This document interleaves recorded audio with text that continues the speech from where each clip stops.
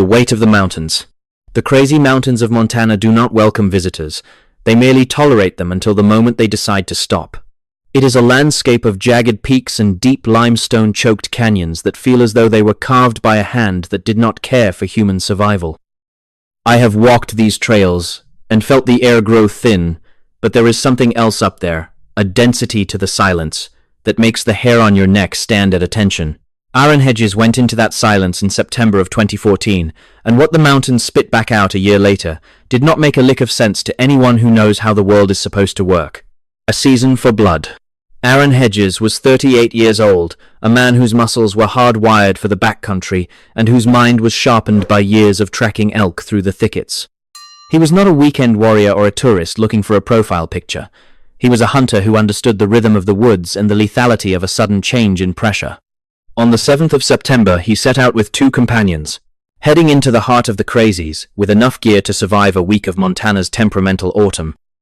The air was crisp, smelling of dried pine needles and the metallic tang of approaching frost, a scent that usually signals a successful hunt rather than a funeral.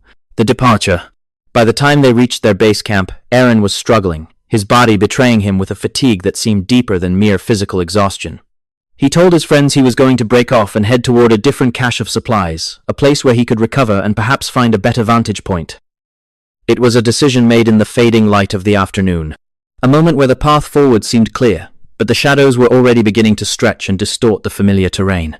He carried a radio, a high-end global positioning system device, and a lifetime of mountain wisdom, yet, as he turned his back on his friends, he was walking into a void that no technology could map. The last sighting. One of his partners watched him walk away, a solitary figure moving through the timber until the green and gray of the forest swallowed him whole. There was no sense of dread at that moment, only the routine acknowledgement of a hunter moving to a new position. But as the sun dipped below the jagged horizon, the temperature plummeted, and the wind began to howl through the crags like a wounded animal. Aaron never reached that cache, and the radio silence that followed was a heavy, suffocating blanket that settled over the entire mountain range. The changing wind.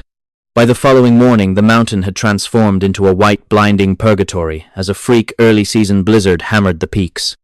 The snow did not fall so much as it drifted in sheets, erasing tracks and muffling the sounds of the world until everything became a disorienting haze of grey and white. Search parties were organized quickly, but the weather was a physical barrier, a wall of ice and wind that seemed intentionally designed to keep the rescuers at bay. They called his name into the gale, but the only response was the creak of frozen branches and the distant, unsettling roar of the wind in the high passes. The silence of the radio. Search and rescue teams from multiple counties poured into the area, bringing dogs, thermal imaging, and decades of experience to the hunt for the missing man. They focused on the route Aaron should have taken, a logical path through the drainage that a seasoned hunter would naturally follow. But as the days turned into a week, the sophisticated equipment found nothing, no heat signatures in the cold timber, and no electronic pings from his high-end devices.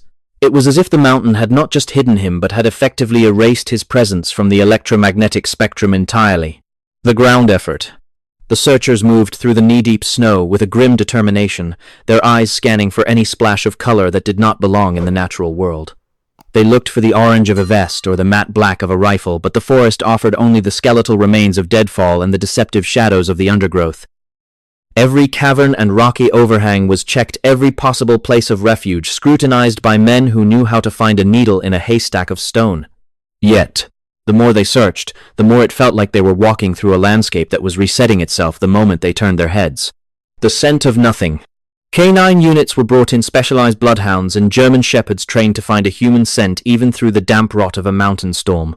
These dogs, usually eager and focused, began to exhibit strange behaviors, whining and refusing to enter certain patches of thick timber. Their handlers reported a sense of unease, a feeling that the dogs were picking up on something that was not human and certainly not an elk. The scent of Aaron Hedges had simply vanished. Not washed away by the snow, but stripped from the air as if he had never stepped foot on the soil. The discovery of the pack.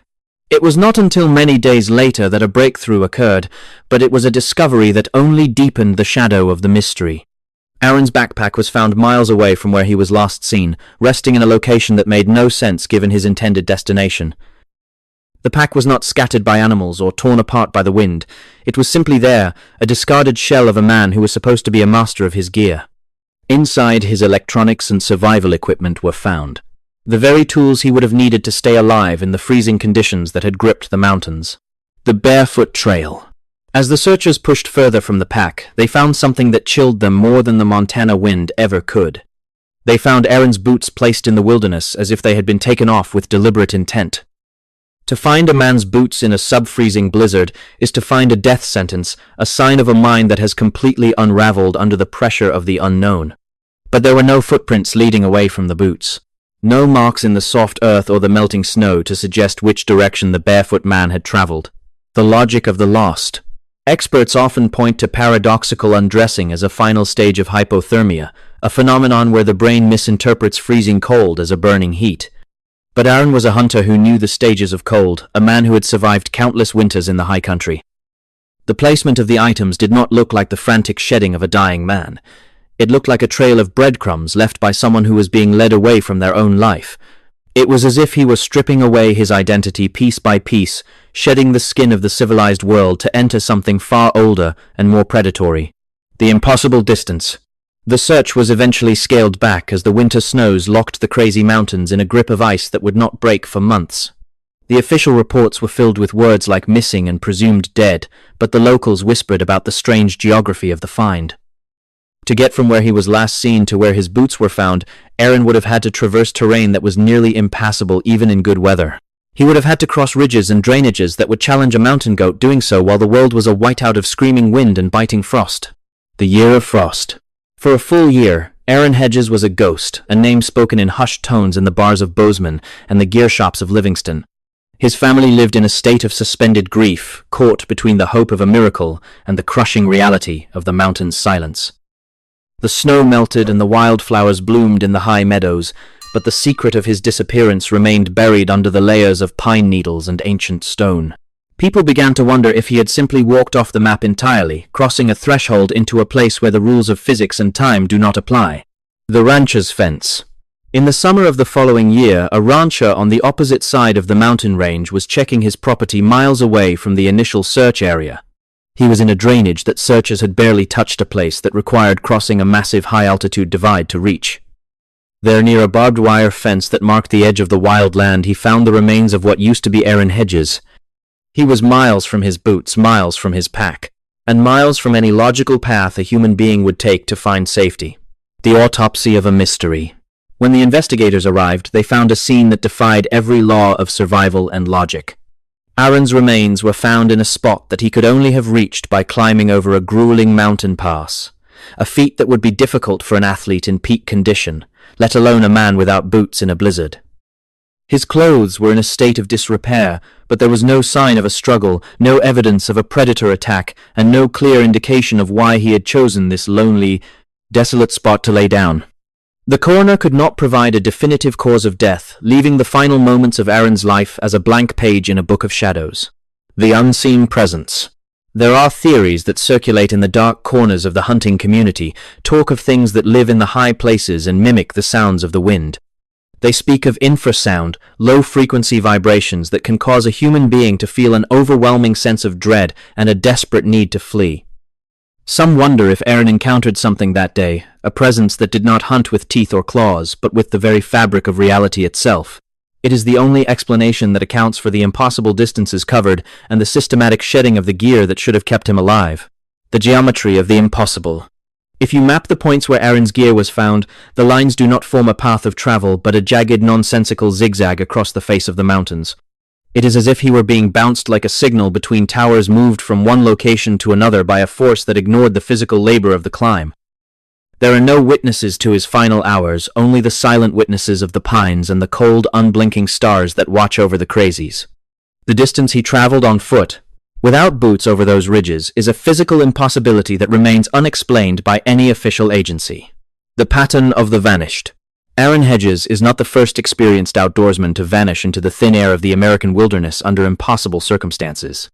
His case shares chilling similarities with the disappearance of Jared Atadero, or the strange case of Keith Reinhard, where the victims seem to be plucked from existence and moved across the landscape like chess pieces. These stories all share the same DNA. To a sudden change in weather, the discovery of gear in illogical locations. and a final resting place that defies the limits of human endurance. We like to think we are the masters of the wild, but cases like these remind us that we are merely guests, and sometimes the host decides we are no longer welcome to leave. The final word. The file on Aaron Hedges may be closed in the eyes of the law, but the questions remain as sharp as the peaks of the crazy mountains. We look for answers in the dirt and the snow, but perhaps the truth is something we aren't meant to see, a shadow moving just behind the veil of our perception. Every time I look at those mountains, I don't see beauty. I see a vast, stone-faced graveyard that keeps its secrets with a cold, terrifying efficiency. Sleep well, Aaron, wherever your spirit ended up, because the world you left behind still cannot make sense of the path you took into the dark. The echoing pattern. The mystery of the hunter who lost his way is a story that repeats across the high country from the Sierras to the Appalachians. In 1958, a man named Charles McCullough vanished in Crater Lake National Park under nearly identical circumstances, his remains found years later in a location that required an impossible trek through deep snow without proper equipment. The mountains are old, and they have seen many men like Aaron and Charles. Men who thought they knew the woods until the woods decided to show them something else entirely.